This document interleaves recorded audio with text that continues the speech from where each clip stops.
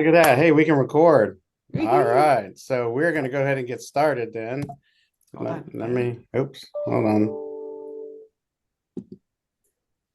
Go back. Still learning. There we go. All right. Let me put this back over here so we're not right up in your screen. Here we go. All right. So, Here we are. oh, wait a minute. You got to hear that. You got to get in the zone. You have to hear that. Yeah. So,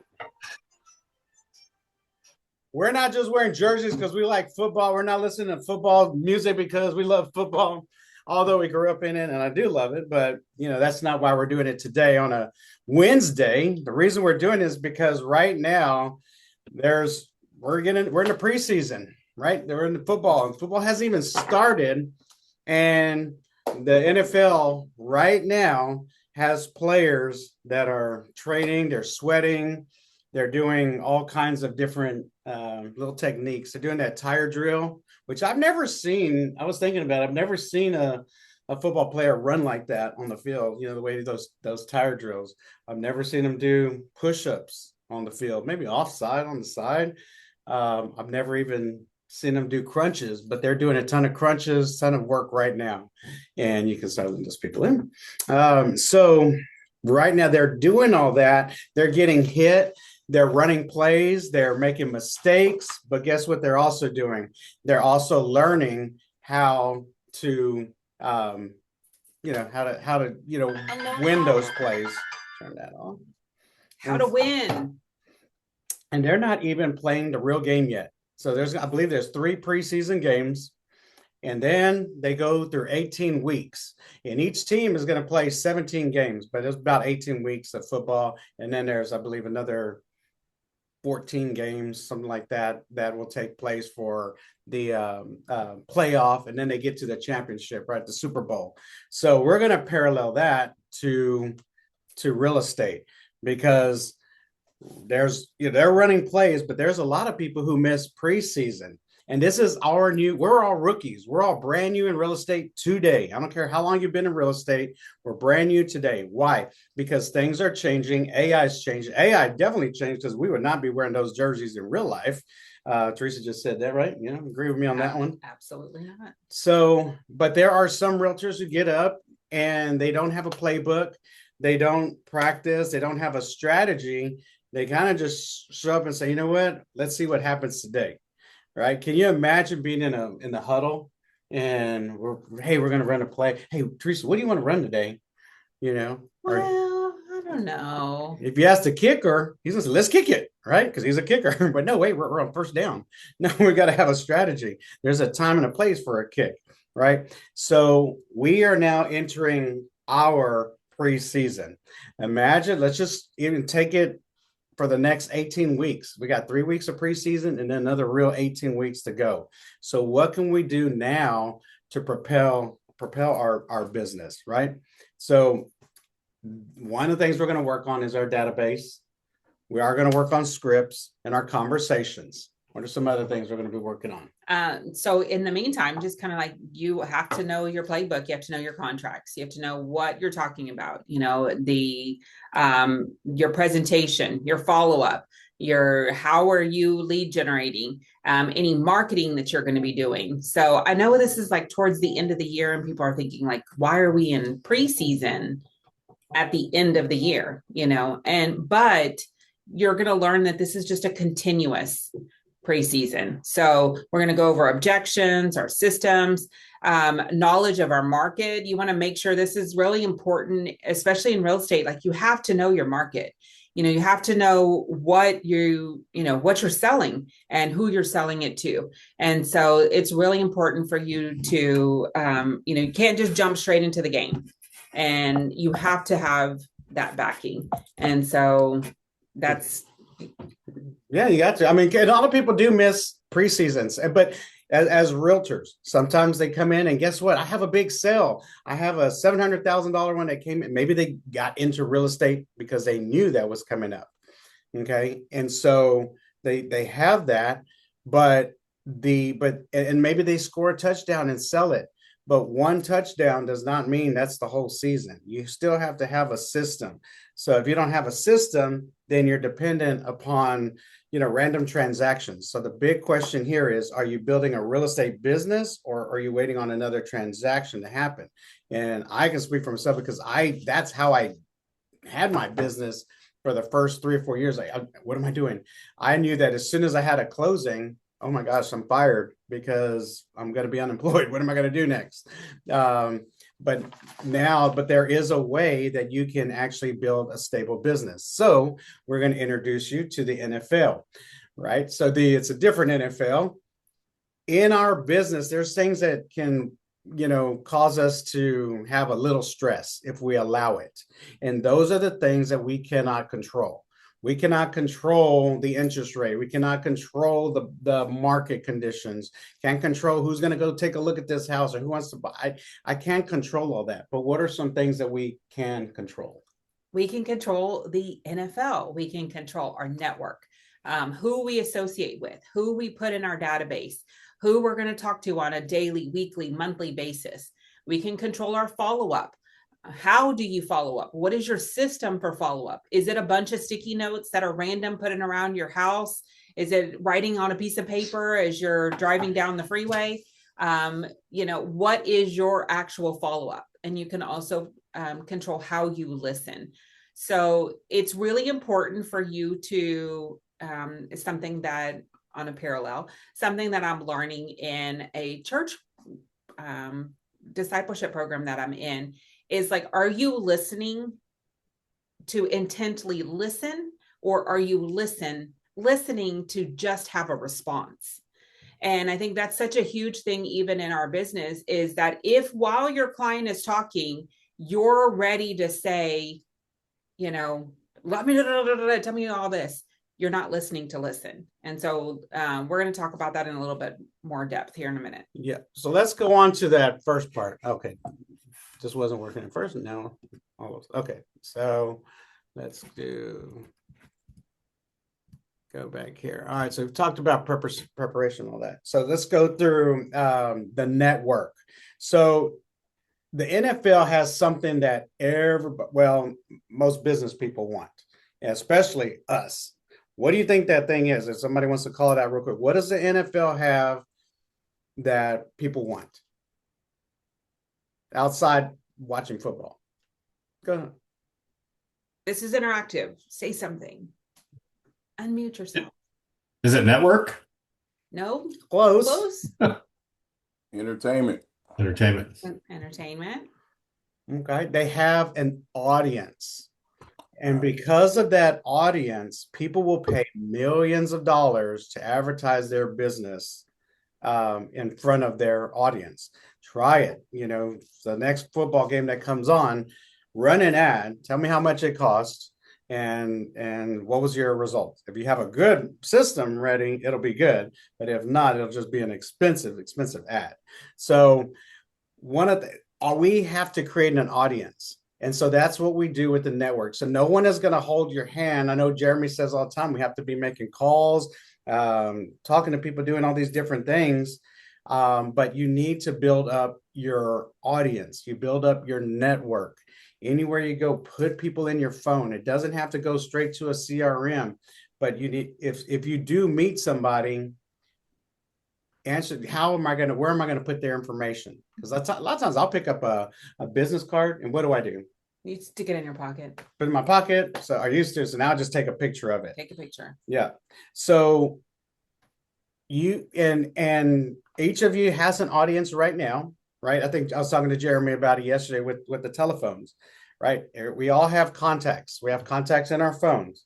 Now, that is our audience. The question to ask is, how many people in your audience know what you're doing, right? Have you really reached out to talk to them? And it doesn't have to be all about real estate. We're going to share a little bit more about that in a minute when we get to follow up.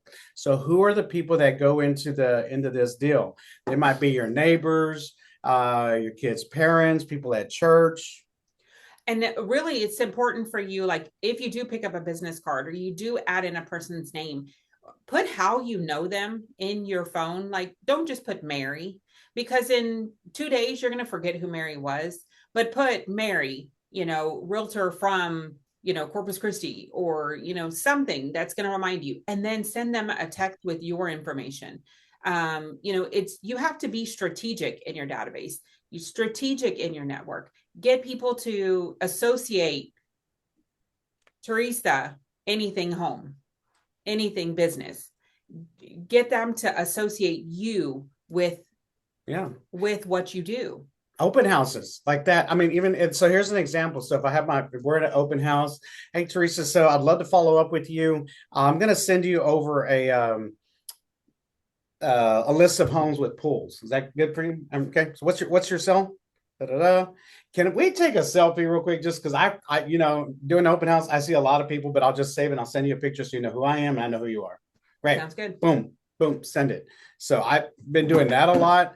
And that was cool. He did that one time. I was like, do you mind taking a selfie? Like, oh my gosh, thank you. Because I'll forget who you are. And now I'll remember, because I save all my text messages. Yeah. And people are using that, send out cards, or you want to send out a quick hello through AI. Take this picture. You can ChatGPT. Take this picture, write a nice little note that looks like a Polaroid, and then put, hey, it's great meeting you. Look forward to whatever you want to say, right? Put that in ChatGPT. It'll make a little Polaroid and put all that information, and then you send it over. Hopefully it still looks like you and them. It doesn't change their face, but if it does look like that, man said it's a great little thing to do. So moving on to that. So again, how many people are sitting in your stadium, and do they know you're playing? Okay, you could be one of the best realtors in your market, but nobody knows what you do. Then you're basically playing in an empty stadium. So the different places to meet people, open houses, we talked about, in school functions, people are going back to school now. So anywhere you meet people, just try to grab their info. All right. So let's go into the next part. Follow up. This is a fun part, but it's also, I think we make this harder than it needs to be. The follow-up does not have to be, Sil, will you sign my buyer rep form? Jessica, will you go ahead and list with me right now? Do you have a home? Do you know somebody that's looking to buy or sell right now? No, it could just be, hey, I just wanted to reach out and say it was great meeting you. Maybe invite them to something else. Hey, can we have a cup of coffee? I'd like to get to know you more. Whatever it may be. It doesn't have to be real estate focused right at that point, right? We're still learning. We're still dating. If you were dating, if you just got the number, you wouldn't follow up as, hey, so I'm following up. I want to see if you'll be my girlfriend, right? It's probably not going to work that way. You got to build up, Creep. Yeah, like block. Yeah. All right. So the follow-up, imagine a quarterback throwing one incomplete pass and walking away because they missed a pass. If you follow up and they don't answer, they may be doing life at that point. They might be in the store. They may have been like us, 15 years ago, dragging, having little kids and trying to have a little appropriate conversation with them where, they're being ruly. Anyway, so, but anyway, they may be doing life. So if they don't answer, don't give up. Continue, reaching out to them. And again, just make it a casual conversation, especially if this is someone that you've met in a social setting. The first thing is not always to go to business or, hey, how can I help you? And we want to come from a place of contribution, but you also don't want to bug the heck out of somebody to where they don't want to answer your call. Keep it where it's something light, keep it where, hey, I noticed you have a little one. Do you have back to school? Have a great first back to school day, and just something mild, just continue to have your name stay top of mind. That's the whole point in your follow-up, is that when someone thinks real estate, are they going to think Arsenio? Are they going to think Sil? Who are they going to think of when that person in your database thinks real estate? Are they going to think of you? But just make it light and conversational. Yeah. So the question to ask yourself in this is, what happens to every person I meet? When, where do they go? if I get the information, where does that information go? What's the next play? Because if it's just, I'll remember to call them, that's not a system. And that's just, you're just hoping that you're going to remember them. And you're going to get busy. We all get busy. Something comes up. You can go for, we go from one room to the next, wonder, why am I in this room again? Because somebody called and texted me between each room. And I was going to, I forgot. Well, So we're older, so that may not happen to the younger people. yeah, well, it's a Jersey. So, No. but anyway, know your playbook. So know what's going to happen. Know your contracts. Know how to answer a lot of the questions, because if you don't, that's going to create a turnover. If they want to know what happens to my earnest money, where does it go? You should be able to answer that. What does option period mean? This is all basic stuff. But there may be certain things. Some of you might be brand new. What about a lease? How does a lease work? What's the system there? Do I just send the contract over? Do I send the application first? Or do I send both? If you don't know that, you could lose that client. And that client, even though it's a lease, they may want to buy one day, but if they see that you're fumbling right there, they may not work with you to get into a home later on. So don't wing it. Now, here's the thing. So we got to get to, well, before even here, I'm going to go to one more. So I'm going to come back to the L. The offensive players in the NFL have mastered their positions to a point where somebody said, I'm going to pay you X amount of dollars to come be part of my team so we can win a championship.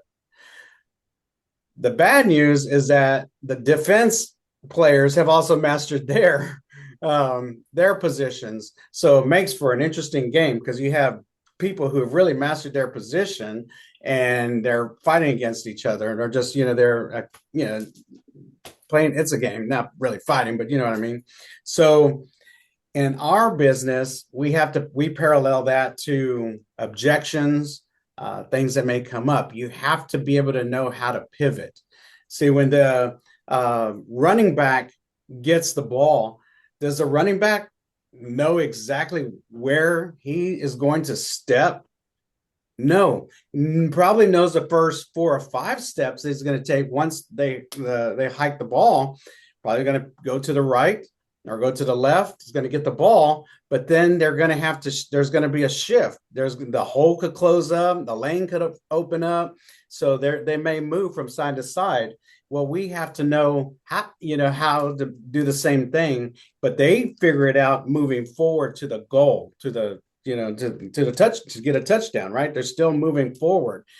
Sometimes in real estate, oh my gosh, I had this, a lot of, I don't know, something that came up, maybe a bad client situation, or maybe they didn't want to buy, something came up. And now how do I just give up? No, I keep moving forward, but we figure out how to move forward. So there is a strategy for moving forward, which we will talk about here in a bit.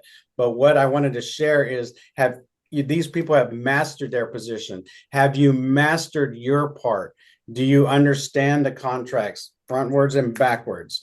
The buyer rep, they come to you. Can you turn that bad boy upside down and go through it? Okay, that's the first part. We should all do that. That should be a minimum, right? And if you don't know how to do that, Jeremy, please post the upcoming boot camps, because that's really going to help us. So what is the next part? So next part is to listen. And this is probably the most important part of our job. So, if you have a client that is, looking for a 4-bedroom home, and you keep sending them 3-bedroom homes, do you think that they're going to think that you're competent, or that, you're really helping them out? This is part of that relationship building in real estate. So if you don't listen, if you're not taking in what they're saying, if you're not taking notes, if you're not being an active participant in the conversation, they're going to feel that you're not really looking out for their best interest. You really don't get it. And this is probably one of the biggest purchases most of these people will make in their lifetime. Maybe once in their lifetime, maybe twice, but you've got to listen beyond real estate. I hear that you're telling me that you want a 4-bedroom, but let me just explain that your budget only, works with a 3, or maybe we need to look at doing A, B, and C. Maybe you need to, and we want to understand before we're going to give them advice. Before I can even tell them, hey, well, I have a great idea for you. I have to fully listen. And that's what I was, just talking about a little bit ago. Are you listening to listen? Or are you listening to respond? And I would really challenge you just this week to really take that time, practice it with your children. Today's first day of school. Sit down and listen to them. Ask them questions. How was your first day? Think a little bit more than that. Hey, did you make some new friends? Tell me about your math teacher. Ask better questions. Try this on everything instead of, just being so quick to hear, how was your first day of school? Good. Oh, okay, good. Well, let me tell you about my day. I got a new buyer. Okay. Take that time and focus in on your kids, on your spouse. More than anything, like really take that time to just listen. If somebody tells you, hey, my mom's not doing well. Hey, can I, just take a moment and, hey, let's talk about that. What does that look like? How can I help navigate that? I can't make your mom better, but can I make the living situations a little bit better? My parents may need to move closer. Hey, okay, so how close are we talking? Do you want them next door? Do you want them 5 miles away? I don't know if you're like, my family. I love my parents, but I don't know that I want to live next door to them. So it could be just something that simple. Don't just immediately, again, give a response. Also, keep in mind that sometimes people just want to be heard. You don't know what type of family situation is going on, and maybe no one at home really listens to them. And you may be that only person that listens. I know Christine had a client that we were laughing that she said she was dating him. This was somebody that, she built an amazing relationship with him because this was like her, he just attached to her, but he felt confidence in her and because she listened to him. And so, it may even be something. I know we've had a client in the past that we sat down to do a listing presentation and they said, well, we're thinking about a divorce. And we sat down and we listened to what was going on and we prayed with them, and we didn't get the listing, and they're still in that house today and they're married and they have kids. And for us, that was a giant win because I'd rather see that marriage stay together and they have family than for me to sell their house. And so, but we have a connection with them. They'll call us, they'll send us pictures of their kids. Hey, look, here's our kids. We're pregnant again.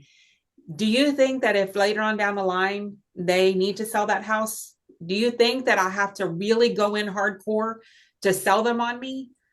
I don't think so. I think they would be quick to say, man, just tell me where to sign, and that's really how you can build a business that's going to last. If you were a transaction and you get through and, hey, you talk to them and talk to them and talk to them, and then closing day, you stop talking to them, you don't ever hear from them again. How likely and how difficult is it for you to go back later on and ask them for business? Man, I got to know you during the transaction. After that, you dipped. I don't know that I really want to have another relationship with you, and that's where the letter of the hearts come in. Those letters, because it's a lot of conversation, and sometimes, they thought about me enough to send me a letter, and they thought enough of me to handwrite it. At least not the letter, but the envelope. They put, they wrote that and they'll answer it, but that's it. Those just lead up to conversations. And then when you do have the conversations, don't feel like you have to have it memorized. You don't have to have that memory. You don't want to have it memorized. That's what we're talking about. The fullback running. Does he know every single step, exactly where he's going to place his left and right foot? No, doesn't know, because he doesn't know what the opposition is going to do. They're going to do something. They are going to try to stop him from moving forward. But it's his job to see what's happening. I don't know how he fast take a listen. He just has to analyze super fast and then figure out, okay, I got to move this way or that way. All right. And so we get to do that in our business, but we do it through questions. So that's where the NEPQ, learn how to, learn the right questions to ask. And that will lead you. So if you have the first question that you're going to ask in a listing presentation or in a buyer consultation, then you can figure out the rest. You got to know where you're going, but those questions will get you to the goal for everybody's looking for. They want you to help them buy a home. They just want to know that you know what you're doing. Okay.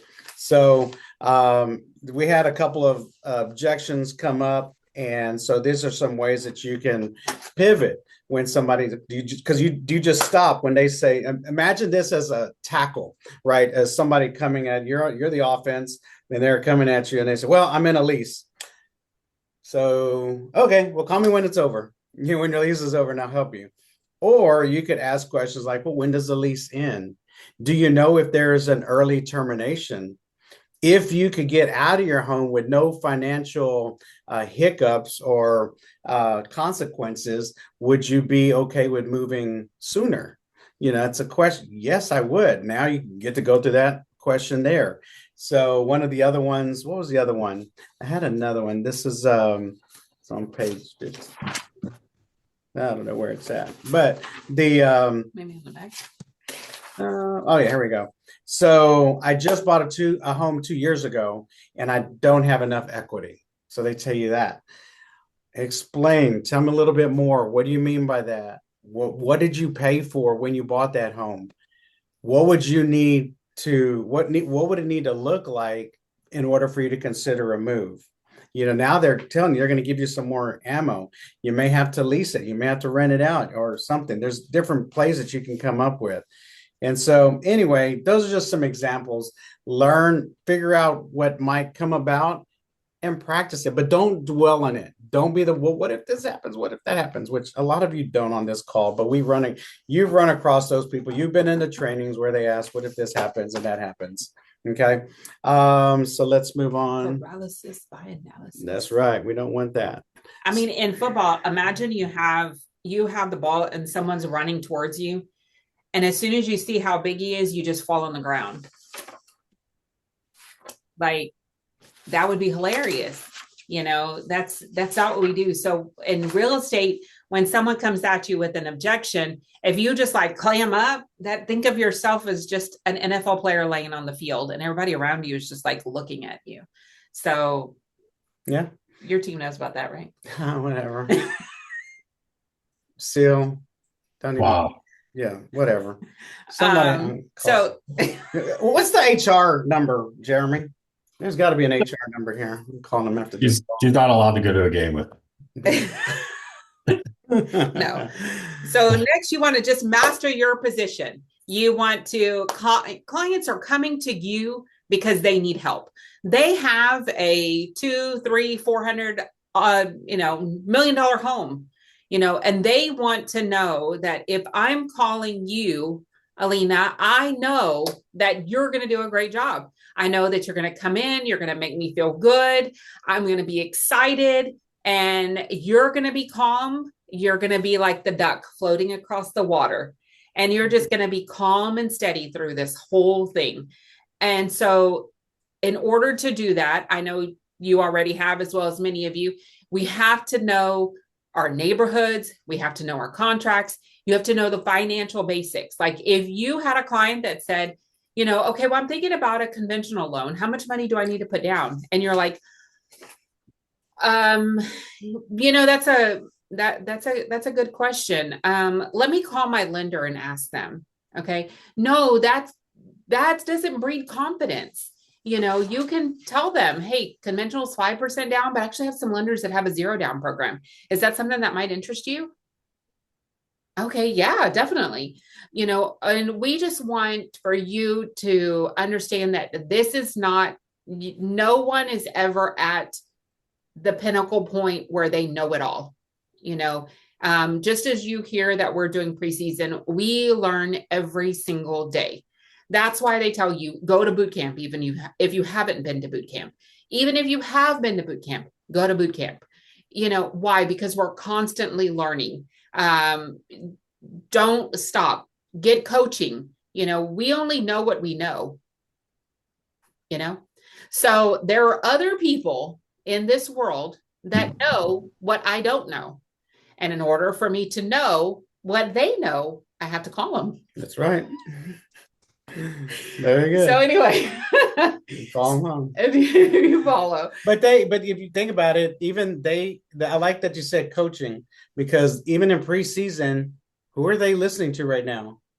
Coaching. They're listening to different coaches, offensive coaches, the special team coaches, the defensive coaches. So they're listening to these and they're professional athletes, but they're listening to somebody else to figure out the play, right? And so it's just, we have to do the same thing. So and obviously they didn't become professionals overnight. This is something that you work at. I know that I'm very good at mirroring people. I learned that technique from new home sales. If I call somebody that says hello, hey, this is Robby. How are you? Whatever. I'm going to start talking just like them. I'm going to mirror them.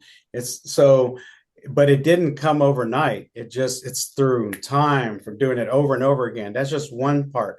The part that we really need to work on, everybody needs to work on, if you're not doing this, is taking that name and putting it into a database so that you save them.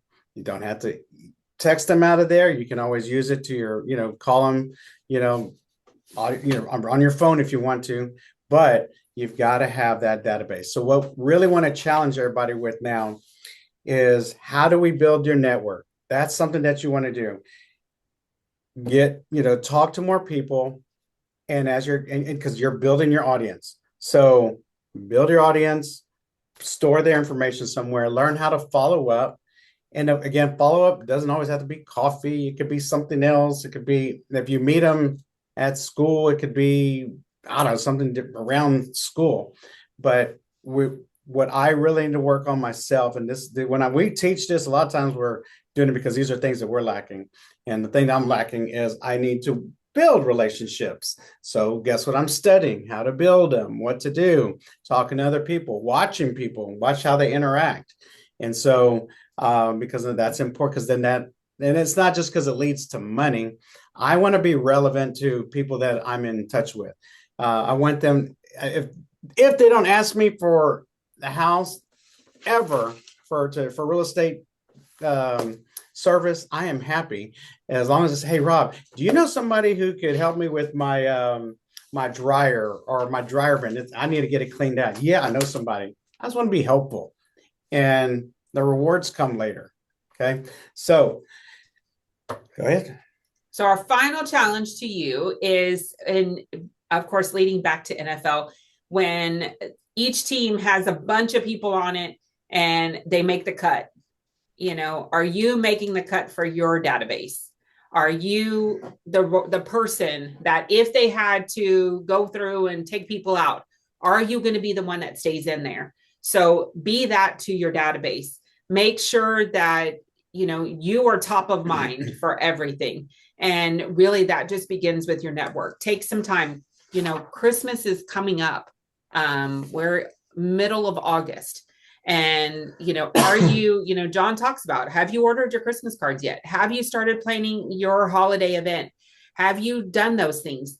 How are you staying top of mind? So get out there, get on the field, and, really just go through and make sure that your database, first and foremost, knows who you are, what you do, quit being a secret agent, and, get yourself out there. And check yourself on these things, because how well do you know your contracts? On a scale of 1 to 10, oh man, I'm a 10, or am I a 2? Wow. Okay, but we want that really good client. We've got to get to a 9 to a 10. Okay, our goal is always 10. Can I explain the transaction clearly? How good am I on how's my buyer consultation? When I do a buyer consultation, what would you rate yourself as far as doing one? What about your listing presentation? So analyze those things. What are points that you need help on? Let Jeremy and myself know. We'll create a training around that. That's what we're here for. We want to help you get better and get you, instead of being a 2 or 3, get you to that 10. We want you to be, that, master your position. So that way, when you do come across that client, they say, you know what? I want you to lead me. And the way you're going to lead them, again, once you get in touch, once you're engaged in conversation, you have to ask, listen, and based on what they tell you, that's how you lead them. So that's our challenge. Let's build that up. I'm going to take some questions. Anything else you want to close out with? No. We're good. Any questions, comments? Concern. Where do you guys store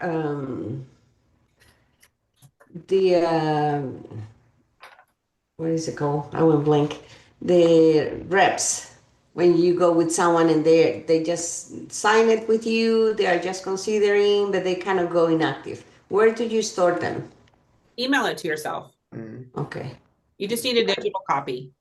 Because I was looking like Bold Trail doesn't have anything for that one, and you can do it under JLA, but it's not starting a transaction. So just email it.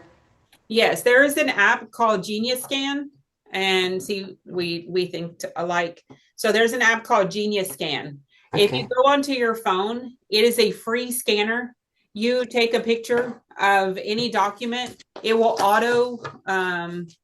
You just hover over You it, just hover press over over it, and then like it knows the page, and then now it looks like, well, that's not what I want, but done, and it'll look like, And then you can like email it that. to yourself. right? So It that's our creates- notes.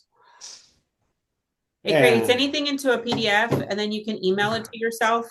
You can title it. So Trek just requires that you have a digital copy. And I send it to them. So once they sign it, I'm there. Let me take a picture, just sign them, and then I email it to them right there while they're in front of me. Okay. Or So- you can give them the original and say, you can keep the original. I have a digital copy. You're good to go. So you don't have paper. Great question. I have a question that I'm trying to clean up my database. And I probably have, I don't know how many agents from other brokerages, from this and that and the other, that'll call if I've got a listing.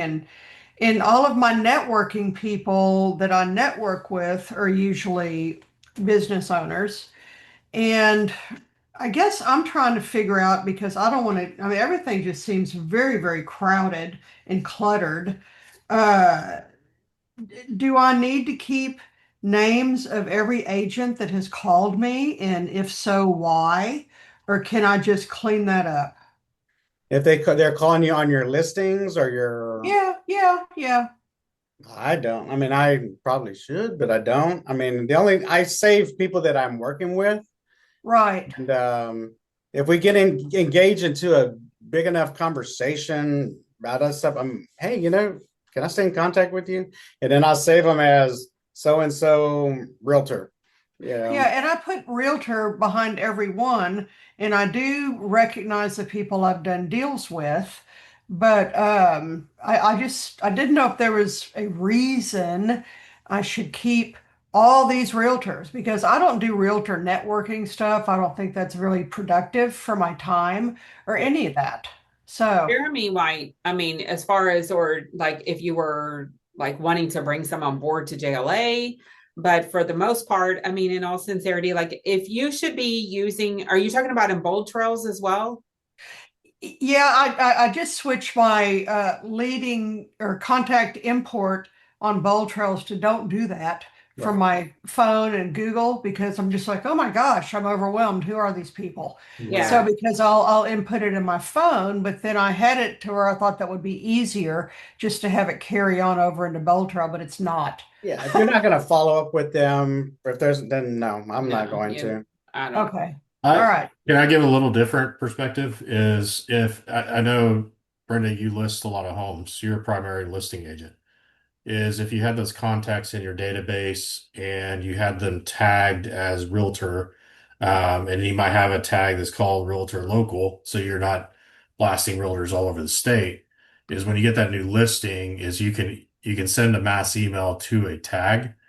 And if those realtors are in your database, you can say, hey, just want to let you know this is a new opportunity that's hit the market. Here's some specifics that might stand out if you have a buyer, something like that. So using it for marketing, purposes, yes, but I would not, I'd make sure that you have them separated so you're not putting them on your campaigns that would go to your Yeah, buyers. I do. I've got them tagged as agent, but I probably have more contacts with agents than I do with actual people, Yeah. which is annoying. Yeah. And I know there's ways that you can change your view in bold trails where you can not see them. You can only see buyers.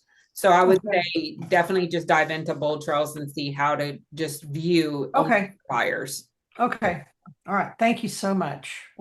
Mhm. Good input. Julia's got a question. It's a non-database. She said during the Zoom. All right. Oh, sorry. Oh, let's see In the chat. in the chat. Yeah.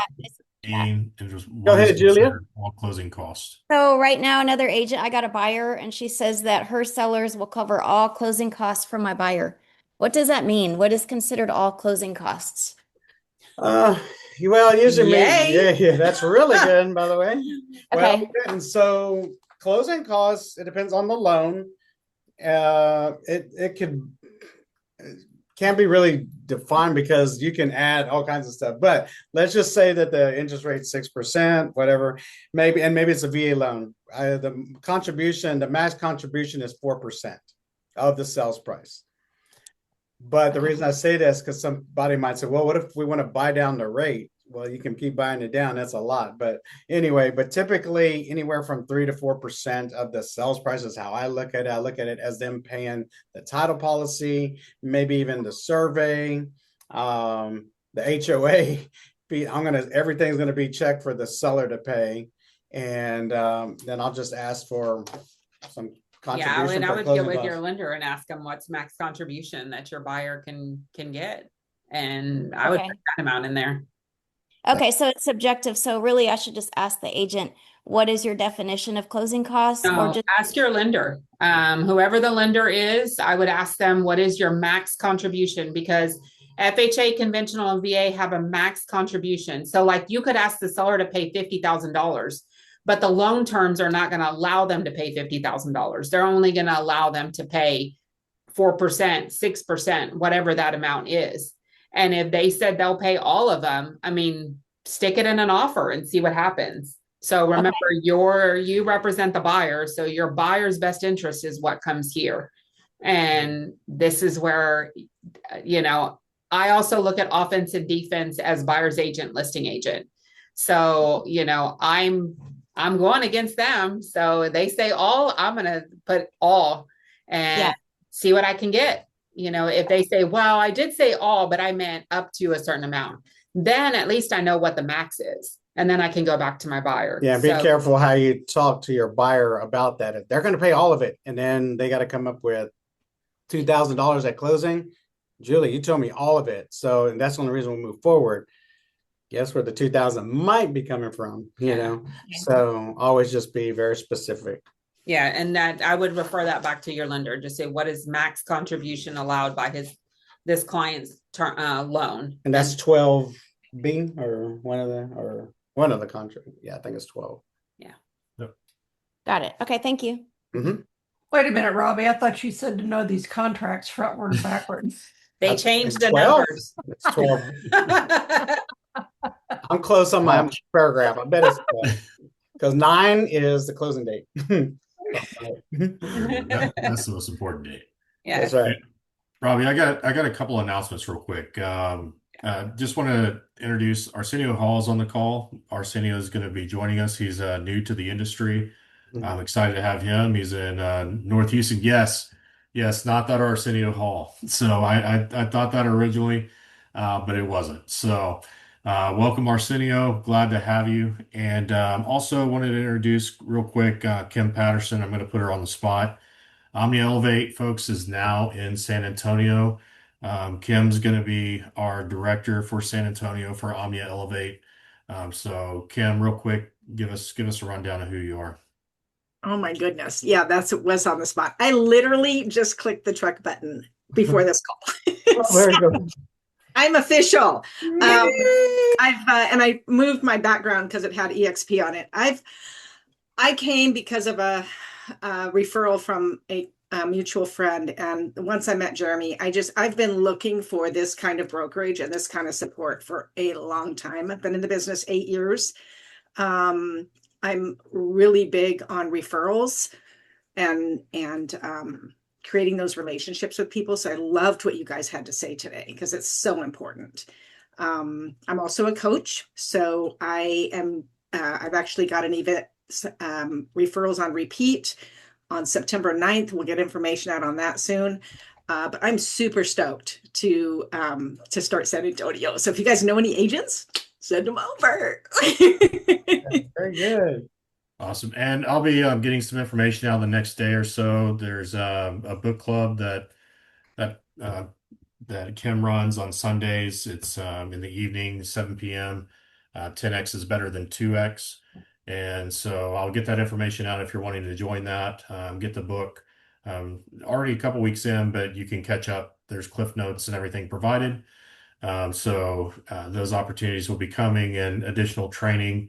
Our directors provide great training, just like Robby and Theresa has here. Our directors will be offering training. So there'll be at least one Zoom training a month that Kim's providing, and being able to bring in some of that coaching perspective into that. So very excited about that. We continue to grow. I don't want to jinx it, but we may have somebody that's going to be in Katy and Alston sometime here soon. So we are growing. I am doing some work behind the scenes that you may not see, and it's going to benefit us all. So welcome, Kim.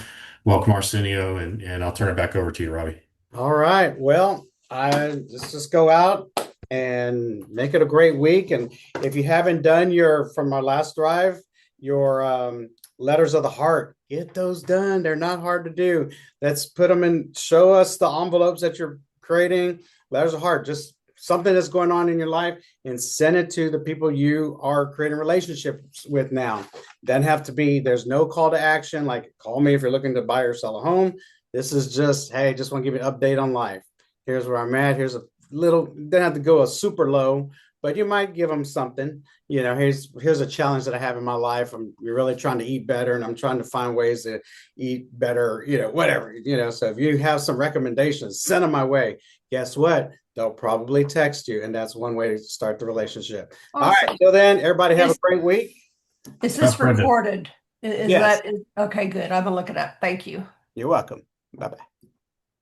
Let me stop recording.